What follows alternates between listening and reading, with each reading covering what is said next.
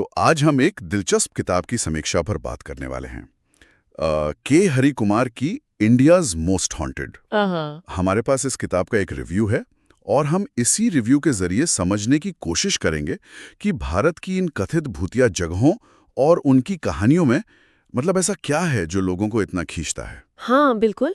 और ये किताब जैसा रिव्यू बताता है, ये दावा करती है कि इसमें पूरे भारत से 50 सच्ची कहानियां हैं, लोक कथाएं हैं और कुछ लोगों के निजी अनुभव भी। अच्छा, सच्ची कहानियां? हाँ, मतलब सिर्फ सुनी सुनाई बातें नहीं, बल्कि वो जिन्हें अर्बन लेजेंड्स कहते हैं वो भी हैं, और थोड़ी बहुत खोजी पत्रकारिता जैसी झलक भी है।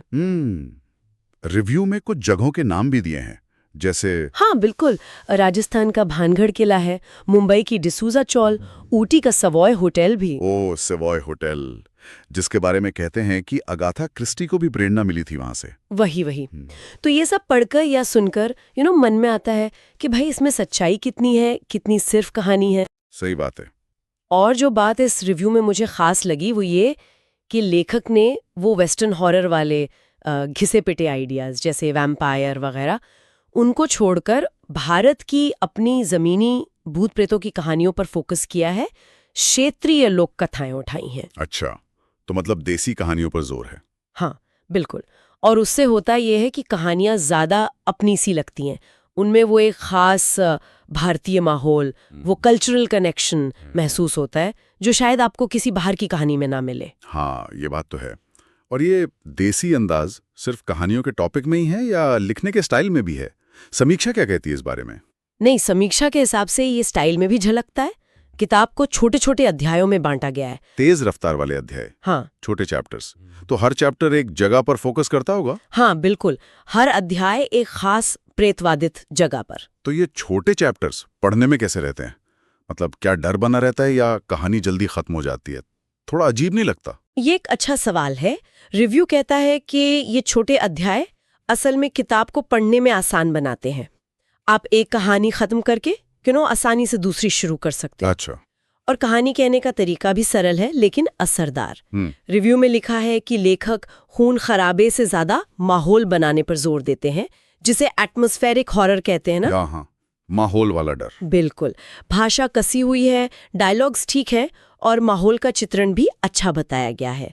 हाँ, एक बात रिव्यू में ये भी है कि कहीं कहीं लिखने का अंदाज थोड़ा बदलता है, कभी कहानी जैसा तो कभी किसी डॉक्यूमेंट्री रिपोर्ट जैसा। ओ, तो थोड़ा मिक्स स्टाइल है। अच्छा, तो समीक्षा में किताब की मजबूत बातें, मतलब इसके प्लस पॉइंट्स क्या बताए गए हैं? हाँ बिल्कुल बताए हैं।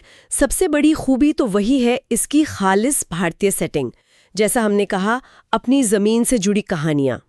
दूसरा, वो छोटे और तेजी से पढ़े जाने वाले अध्याय, मतलब चलते फिरते पढ़ने के लिए बढ़िया है। और तीसरा, इसमें जो रहस्य, मिथक और थोड़े बहुत फैक्ट्स का मिश्रण है वो इंटरेस्ट बनाए रखता है। तो ये उन लोगों को पसंद आएगी जिन्हें हॉरर के साथ इंडियन फोकलोर में भी इंटरेस्ट है। हाँ बिल्कुल, खास तौर पे उन्हीं के लिए। लेकिन जाहिर है हर चीज परफेक्ट नहीं होती। समीक्षा में कुछ कमजोरियों या कमियों का भी जिक्र होगा, क्या कहा गया रिव्यू में? हाँ, कमियों पर भी बात हुई है। रिव्यू कहता है कि कुछ कहानियां थोड़ी अधूरी सी लगती हैं, जैसे अचानक खत्म हो गई। अच्छा, मतलब क्लिफ हैंगर जैसा या बस अधूरी? शायद बस अधूरी, पाठक सोचता रह जाए कि आगे क्या हुआ। और कुछ जगहों पर थोड़ी और गहराई की गुंजाइश थी, जैसे ऐतिहासिक बैकग्राउंड या उस जगह की छानबीन, वो थोड़ी कम महसूस होती है। जैसे भानगढ़ का जिक्र है तो शायद उसके इतिहास पर और जानकारी हो सकती थी। हाँ, शायद कुछ पाठक ऐसा चाहें जो शायद किताब में उतना ना मिले। और वो जो स्टाइल वाली बात थी कि कभी कहानी लगती है कभी रिपोर्ट, वो भी कुछ लोगों को थोड़ा खटक सकता है। तो ये कमियां क्या बहुत बड़ी दिक्कत मानी गई हैं रिव्यू में? नहीं, रिव्यू इस बात पर जोर देता है कि इसे कोई एकेडमिक रिसर्च या हिस्टोरिकल डॉक्यूमेंट नहीं समझना चाहिए। ये बस भारत के रहस्यमयी कोनों की कहानियों को सामने लाने की कोशिश है। ओके। तो हाँ, कमियां हैं, पर शायद वो इसलिए हैं ताकि किताब ज्यादा लोगों तक पहुंचे, पढ़ने में आसान रहे। ये दिखाता है कि कहानियां कितनी पावरफुल होती हैं और लोक कथाएं कैसे जिंदा रहती हैं, भले ही उनमें हर डिटेल परफेक्ट ना हो। सही बात है। तो कुल मिला के इस समीक्षा को देखें तो किताब के बारे में फाइनल वर्डिक्ट क्या है, क्या रेटिंग दी है? रिव्यू का निचोड़ यही है कि इंडियाज मोस्ट हॉन्टेड एक मनोरंजक किताब है, रोंगटे खड़े करने वाले किस्से सुनाती है और इसे 5 में से 4 स्टार दिए गए हैं। 4 स्टार, ये तो काफी अच्छा स्कोर है। हाँ बिल्कुल। तो ये उन लोगों के लिए रेकमेंडेड है जिन्हें भारत की अलौकिक कहानियों, भूतिया जगहों, अर्बन लेजेंड्स में रुचि है और कुछ हल्का पुल्का डरावना पढ़ना चाहते हैं। सही कहा।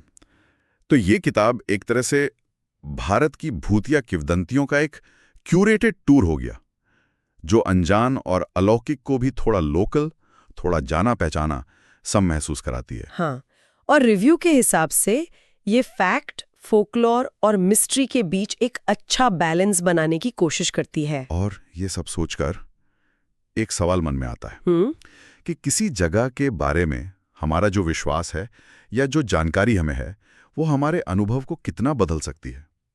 क्या इन कहानियों को जानना ही उन जगहों पर जाने के अनुभव को बदल देता है? बिल्कुल, ये एक गहरा सवाल है। अगर हम भानगढ़ या डिसूजा चौल की कहानी जानकर वहां जाएं, तो क्या वो जगह हमें वाकई अलग महसूस होगी? वो कहानी और हकीकत के बीच की रेखा वो शायद हमेशा थोड़ी धुंधली ही रहेगी। हाँ, ये सोचने वाली बात है। कहाँ कहानी खत्म होती है और कहाँ हकीकत शुरू। शायद यही इन जगहों का असली रहस्य है।